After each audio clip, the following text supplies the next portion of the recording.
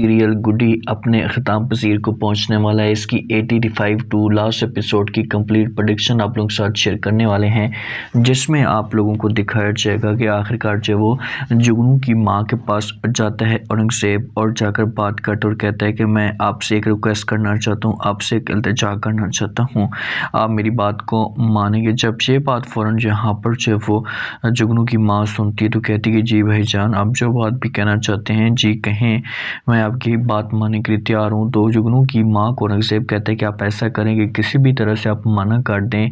जुगनू को कि वो जो वो गुडी से दूर हो जाए। ये सब कुछ मुझे बिल्कुल भी अच्छा नहीं लगता। जब ये बातें फ़ौरन जहाँ पर जुगनू की माँ सुनती है तो बड़ी शॉक्ड हो जाती है और वो पूछना शुरू कर देती है और कहती है कि आप किस की बातें कर रहे हैं, आप ये सब कुछ कैसे कह सकते हैं, मैंने तो कभी भी ऐसा नहीं सोचा था कि आप ऐसा की बात भी करेंगे। औरंगज़ेब कहते हैं कि बस जो बात मैंने कहनी थी वो बात मैंने कर दी है, अब इसके अलावा मेरे पास कोई और ऑप्शन मौजूद नहीं है। तो मैं आपसे रिक्वेस्ट करना चाहता हूँ, आपसे इल्तिजा करना चाहती हूँ कि आप जो वो किसी भी तरह से मना करें उसे। अगर आप मना नहीं करेंगी तो फिर मैं कोई और एक्शन ले सकता हूँ या फिर मुझे किसी किस्म की कोई और कंप्लेन करनी पड़ेगी, जिसकी वजह से मामला जो वो बहुत ज़्यादा ख़राब हो सकते हैं। तो ये बातें जब जुगनू की माँ सुनती है तो वो औरंगज़ेब को जवाब देती है और कहती है कि ठीक है भाईजान, हमें किसी किस्म का कोई भी एतराज़ नहीं है, हमें किसी किस्म का कोई भी फ़र्क नहीं पड़ता, लेकिन एक बात आप याद रखना कि आप जो कुछ भी कर रहे हैं ये आप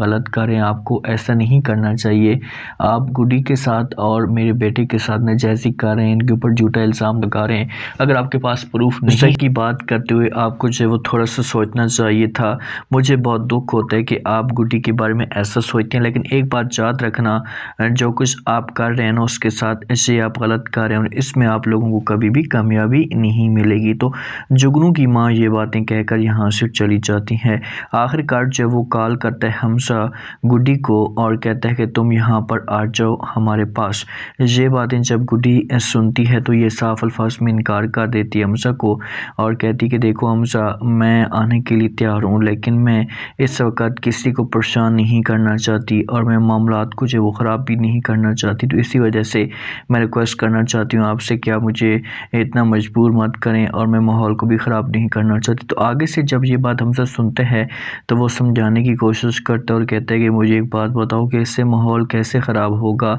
और किस तरह का आप माहौल कुछ वो बात करें कि माहौल ख़राब हो जाएगा। कुछ भी नहीं होगा, आगे आपकी अपनी मर्ज़ी है, मैं आपके ऊपर प्रेशर नहीं डालूँगा। आपका ख़ुद अगर दिल नहीं करता तो वो फिर मुझे बता दो। गुडी समझाती है हमजा को और कहते हैं कि नहीं ऐसी कोई बात नहीं है, मेरा दिल करता है, मैंने ऐसा कभी भी नहीं सोचा कि मेरा दिल नहीं करता, मेरा दिल तो आज भी करता और हमेशा दिल करता रहेगा, लेकिन मजबूरी है मेरी, तो इसी वजह से मैं नहीं आ सकती, सॉरी टू से। तो हमजा कहते हैं कि चलो ठीक है, आपकी अपनी मर्ज़ी है, अगर आप नहीं आना चाहते तो मैं किसी किस्म का आपके ऊपर कोई प्रेशर नहीं डालूँगा और ना ही किसी किस्म की कोई ऐसी बात करूँगा, लेकिन इतना आपको बता दूँ कि आप मेरे साथ नाइंसाफ़ी कर रहे हैं, आपको ऐसा नहीं करना चाहिए। तो ये बातें जब जहाँ पर गुडी सुनती है तो गुडी की आंखों के अंदर आंसू तो होते हैं, लेकिन किसी किस्म की कोई वो बहस नहीं करती और वो फिर कॉल जो है वो काट देती है। और हमजा को भी इस मामले में बहुत ज़्यादा गुस्सा आता है कि आखिरकार इसने ऐसा क्यों किया, इसे ऐसा नहीं करना चाहिए था, इसे मेरे साथ नाजायज़ी करी। गुडी कॉल काटती हुई ये बात भी कहती कि हो सके तो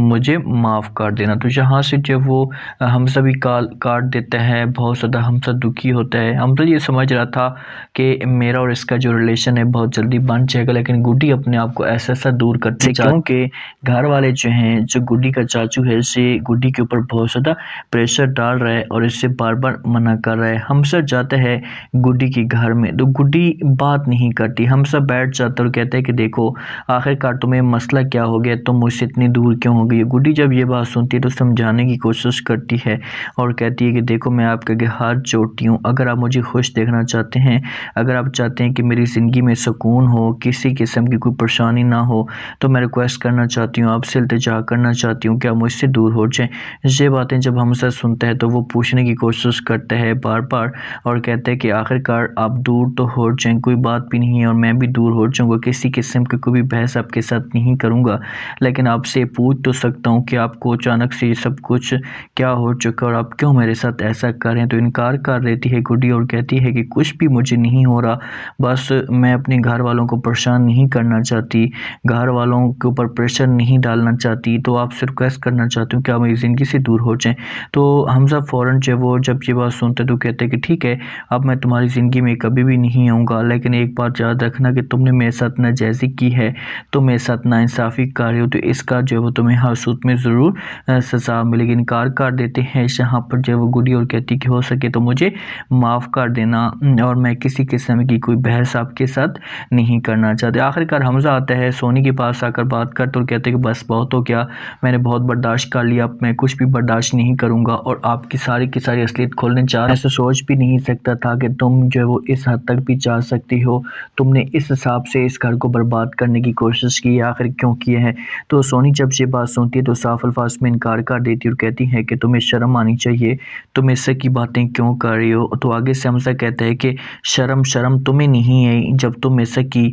घटिया हरकतें कर रही हो, तुमने किस तरह से इस घर को बर्बाद करने की कोशिश की है, अब मुझे जाकर इस बात का पता चला है। सोनी हाथ जोड़ती है, रिक्वेस्ट करती है और कहती तुम पापा के साथ कोई बात शेयर नहीं करोगे, तुम जैसा चाहोगे मैं वैसा करने के लिए तैयार हूँ। तो ये बातें जब हमसे सुनते हैं तो वो इनकार कर देते और कहते हैं कि आगे पहले मैं ये बातें शेयर ना करता, पहले मैं कुछ भी ना बताता, लेकिन अब मैं हासूत में सब कुछ बताऊँगा क्योंकि मुझसे अब ये चीज़ें बर्दाश्त नहीं हुई, इसी वजह से मैं चाह रहा हूँ जाकर जब आपका भयानक चेहरा, असली चेहरा खोलने जा रहा हूँ। तो ये बातें जब यहाँ पर सोनी सुनती है तो सोनी चीखना चिल्लाना शुरू कर देती है, रिक्वेस्ट करती है, बार बार समझाने की कोशिश करती है, मिन्नतें तरले करती है, लेकिन आगे से हमज़ा कहते हैं कि नहीं अब बहुत हो गया, अब मैं चुप नहीं बैठ सकता और ना ही आपकी फेवर में जो वो बात कर सकता हूँ। आखिरकार जो वो नासिर आता है, नासिर आकर जो बात करते हैं अपने जो वो भांजे के साथ, उससे कहते हैं कि देखो जो कुछ गुड्डी के साथ हुआ है ना, ये आपके ख़ानदान ने बहुत गलत किया है, इस बात का आप लोगों को अंदाज़ा होगा और मैं आपको यही कहूँगा कि आप जो अपनी माँ की बातें मत माने और अपने आप को गुड्डी के साथ ठीक रखें, गुड्डी बहुत ही अच्छी है। तो आगे से भांजा इनकार कर देता है और कहते हैं कि नहीं ऐसा नहीं हो सकता, इसने जब इस घर की खुशियाँ बर्बाद की हैं तो हम इसके साथ ठीक नहीं रह सकते। तो आगे से नासिर कहते हैं कि ठीक है आपकी अपनी मर्ज़ी है, हमें कोई एतराज़ नहीं है, लेकिन देखो अहमद मैं आपको यही कहूँगा कि गुड्डी बहुत ही अच्छी है और आप जो वो बात ना ही माने तो अच्छा होगा। तो इस मामले पे औरंगज़ेब को भी ऐसा एहसास होना शुरू हो जाता है। जिस वक़्त गुड्डी यहाँ से जाने का प्रोग्राम बनाती है तो इसके पास औरंगज़ेब आता है, आकर बात करता है, समझाने की कोशिश करते हैं गुड्डी को और कहते हैं कि आप कुछ टाइम के लिए यहाँ पर रुक जाएँ, मत जाएँ जहाँ से। आगे से इनकार कर रही है गुड्डी और कहती कि नहीं चाचू जान अब मैं यहाँ पर नहीं रह सकती, जो कुछ आपने मेरे साथ किया है ना इस मामले में मुझे बहुत ज़्यादा दुख हुआ है, मैं अब आपको कभी भी माफ़ नहीं करूँगी। तो मायूस हो जाती है जहाँ से जब वो उठकर चली जाती है गुड्डी। बार बार मिन्नतें तरले करता है और उनसे समझाने की कोशिश तो करता है लेकिन कोई भी बात नहीं सुनता, यहाँ पर कोई भी बात नहीं सुनती गुड्डी। और गुड्डी जाएगी और जाकर हमज़ा के साथ ठीक रहेगी और उसी के साथ इसका जो वो एंड होगा। आप लोग इस बारे में क्या कहते हैं, अपना फीडबैक लाजमी दें, सब्सक्राइब लाजमी कर दें।